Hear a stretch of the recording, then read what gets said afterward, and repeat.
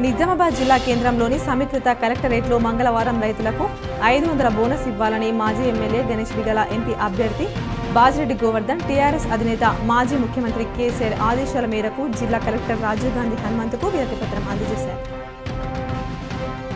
ప్రస్తుత పార్లమెంట్ ఎన్నికలకు సంబంధించి మే 13న చేపట్టనున్న పోలింగ్ ప్రక్రియపై పూర్తి అవగాహన కలిగి ఉండాలని జిల్లా ఎన్నికల అధికారి కలెక్టర్ రాజీవ్ గాంధీ హనుమంతు సూచించారు. ఎలాంటి సందేహాలున్నా శిక్షణ తరగతుల్లో మాస్టర్ ట్రైనర్లచే నివృత్తి చేసుకోవాలని హితవు పలికారు. మాట్లూరు మండల కేంద్రంలోని శ్రీ లక్ష్మణ సమేత సీతారామాంజనేయ విగ్రహ ప్రతిష్టాపన సందర్భంగా నేటి నుండి 4వ తేదీ వరకు ఎంపీ పీఠాధిపతులు శ్రీ శ్రీ శ్రీ జగద్గురు శంకరాచార్య శ్రీ విద్యారణ్య భారతి స్వామి ఆధ్వర్యంలో ప్రతిష్టాపన మహోత్సవం నిర్వహిస్తున్నట్టు ఆలయ కమిటీ తెలిపారు.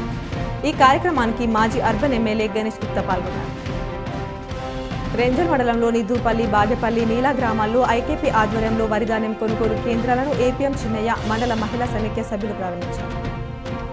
ఎడపల్లి మండలంలోని జాన్కంపేట, నవిపేట ప్రధాన రహదారిపై మంగళవారం మధ్యాహ్నం జరిగిన రోడ్డు ప్రమాదంలో నిజామాబాద్ కోటగలి ప్రాంతానికి చెందిన 4 మహిళలకు తీవ్ర గాయాలయ్యాయి. వీరంతా మహారాష్ట్రలోని ధర్మాబాద్ పట్టణానికి కొత్త కారంపొడి తీసుకువచ్చేందుకు వెళ్లారు. తిరుగు ప్రయాణంలో జగ్గారావు ఫారం వద్ద గ్రామ సమీపంలో కారు అదుపు తప్పి చెట్టును ఢీకొట్టింది. లింగంపేట మండలం కన్నాపూర్, శెట్టిపల్లి, పరిమల్ల గ్రామాల్లో మంగళవారం వరిధాన్యం కొనుగోలు కేంద్రాలను జిల్లా రెవెన్యూ అదనపు కలెక్టర్ చంద్రమోహన్ ప్రారంభించారు.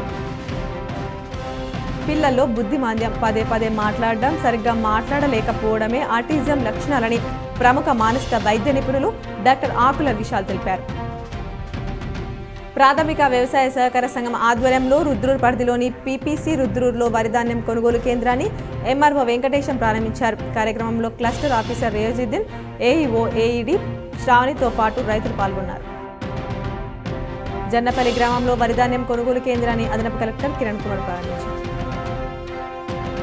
బాల్కొండ మండల కేంద్రంలోని జామా మసీదులో సోమవారం సాయంత్రం ముస్లిం సోదరులకు ఇఫ్తార్ విందు ఏర్పాటు చేశారు. రాష్ట్ర ఖనిజాభివృద్ధి సంస్థ చైర్మన్, మాజీ ప్రభుత్వ విప్ అనిల్, రాష్ట్ర సహకార సంఘాల చైర్మన్ మానాల మోహన్ రెడ్డి, కాంగ్రెస్ నాయకులు పాల్గొన్నారు.